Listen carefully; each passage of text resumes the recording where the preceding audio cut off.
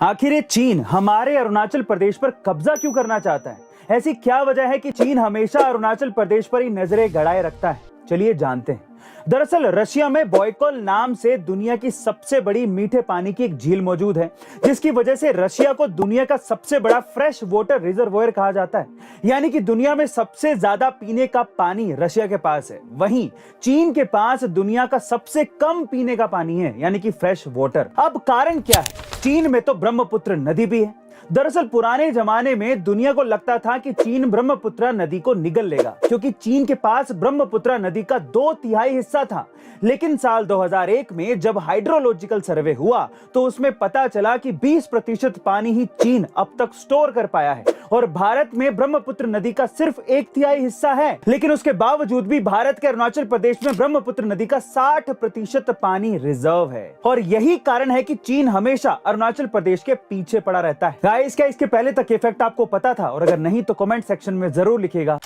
क्या शिवलिंग का मतलब किसी जननांग से है, या फिर इसका मतलब कोई और है? देखिए, हिंदी भाषा में एक शब्द के 2 या 2 से ज्यादा मतलब निकलते हैं। जैसे कि सूत्र शब्द का मतलब धागा भी होता है और गणित का फॉर्मूला भी होता है। ठीक उसी प्रकार संस्कृत में लिंग का मतलब होता है चिन्ह या फिर प्रतीक, यानी कि शिवलिंग का मतलब होता है शिव का प्रतीक। जैसे हमारा शरीर पदार्थ से बना है और आत्मा उसकी ऊर्जा है, ठीक उसी प्रकार शिव यानी पदार्थ और शक्ति यानी कि ऊर्जा, इन दोनों का प्रतीक शिवलिंग कहलाता है। गाइस, क्या इसके पहले तक शिवलिंग का यह अर्थ आपको पता था? और अगर नहीं तो कमेंट सेक्शन में जरूर लिखेगा, और साथ ही ये भी लिखेगा, हर हर शंभू।